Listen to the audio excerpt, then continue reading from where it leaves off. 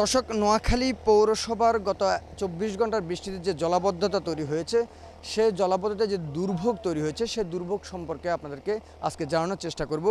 গত ২৪ ঘন্টা অর্থাৎ গতকাল ঠিক সকাল ৬টা থেকে যদি আজকে সকাল ৬টা পর্যন্ত হিসাব করি, তাহলে দেখা যাবে যে নোয়াখালীর যে আবহাওয়া অফিস রয়েছে তারা আমাদেরকে যেটি জানিয়েছে যে ২৭৬ মিলিমিটার বৃষ্টি রেকর্ড করেছে তারা এই গত ২৪ ঘন্টা। সেটি আমাদেরকে বলছে এই বৃষ্টির ফলে হচ্ছে নোয়াখালী পৌর এলাকার ৯টি ওয়ার্ডের প্রায় ওয়ার্ডে কিন্তু পানিতে ডুবে গেছে, কোথাও কোথাও ৩ ফুট পর্যন্ত পানি উঠেছে। আমরা যেটি সকাল থেকে নোয়াখালী পৌরসভার বেশ কয়েকটি এলাকা আমরা ঘুরে দেখেছি।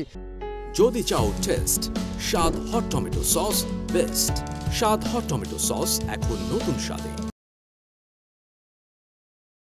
যে প্রায় ২.৫ ফুট থেকে ৩ ফুট পর্যন্ত পানি অনেক জায়গায়। বাসাবাড়ির ভিতরে যারা নিচতলায় রয়েছে প্রত্যেকটি বাসাবাড়ির কিন্তু নিচতলায় পানি উঠে গেছে।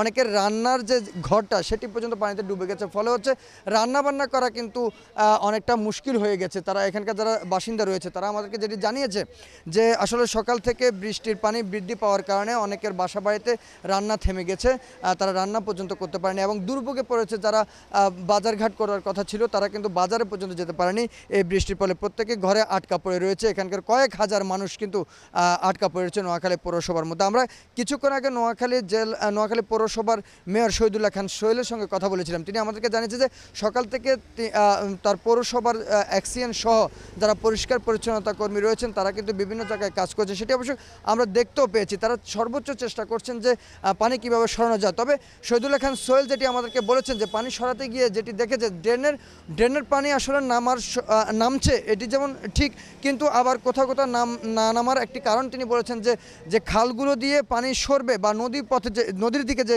পানিগুলো যাবে, নোয়াখালী খালের দিকে যে পানিগুলো যাবে, সেদিকে যে খালগুলো রয়েছে সেগুলো কিন্তু অবৈধ স্থাপনার কারণে কিন্তু সেগুলো বাধাগ্রস্ত হচ্ছে। বিধায় কিন্তু নোয়াখালী পৌরসভার পানিগুলো পর্যাপ্ত পরিমাণে যে নামার কথা সেটি নামতে পারছে না। এটি কিন্তু নোয়াখালী পৌরসভার মেয়র বলছেন। আমরা নোয়াখালী জেলা প্রশাসক দেওয়ান মাহবুবুর রহমানের সঙ্গে কথা বলেছিলাম। তিনি বলেছেন যে ক্রাইসিস মুহূর্ত তৈরি হয়েছে আজকে, যে অনেকটা দুর্যোগের মতো নোয়াখালী পৌরসভায় দেখা দিয়েছে। এই দুর্যোগ থেকে কিভাবে পরিত্রাণ পাওয়া যায় সে বিষয়ে কিন্তু আজকে 4টায় তিনি নোয়াখালী পৌরসভার মেয়র সহ এবং অন্যান্য যে সড়ক বিভাগ রয়েছে, গণপূর্ত বিভাগ রয়েছে, বিএডিসি রয়েছে, জেলা প্রশাসন রয়েছে এবং গণমাধ্যম কর্মীদের সমন্বয়ে তিনি আজকে 4টায় কিন্তু একটি মিটিং ডেকেছেন। সেখানে হয়তো আলোচনা করবেন যে কিভাবে নোয়াখালী পৌরসভার এই অবস্থা থেকে উত্তরণ হয়, সেটি তিনি সবার সঙ্গে আলোচনা করবেন এবং আগামী দিনে ভবিষ্যতে যাতে করে নোয়াখালী পৌরসভায় জলাবদ্ধতা বেশি না থাকে সেই বিষয়টা কিভাবে করা যায় সেটি নিয়ে আজকে আলোচনা করবে, এটি বলেছেন। তবে এখানকার যারা সাধারণ বাসিন্দা রয়েছেন তারা যেটি বলছেন যে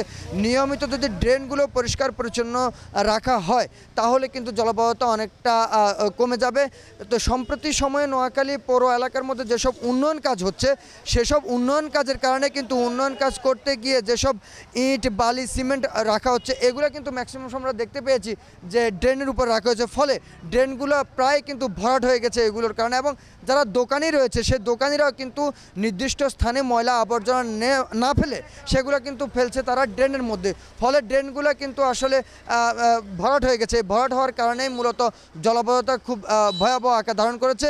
যদি দ্রুত আজকের মধ্যে যদি পানি না নামানো হয় তাহলে কিন্তু এই জলাবদ্ধতা আরও ৪-৫ দিন গড়াবে বলে এখানকার যারা বাসিন্দা রয়েছে তারা আমাদেরকে বলেছে। আবহাওয়া অফিস থেকে যেটি বলা হয়েছে যে বৃষ্টিপাত কিন্তু হয়তো কিছুটা কমবে, তবে একদম কমবে না, ফলে হচ্ছে জলাবদ্ধতা কিন্তু দীর্ঘস্থায়ী হওয়ার সম্ভাবনা রয়েছে এমনটাই মনে করছে এখানকার যারা স্থানীয় বাসিন্দা রয়েছেন। তারা যেটি বলছেন যে আসলে এখনই যদি এটিকে পরিষ্কার পরিচ্ছন্নতার দিকে না নেওয়া যায় তাহলে কিন্তু জলাবদ্ধতা স্থায়ী রূপ নেবে।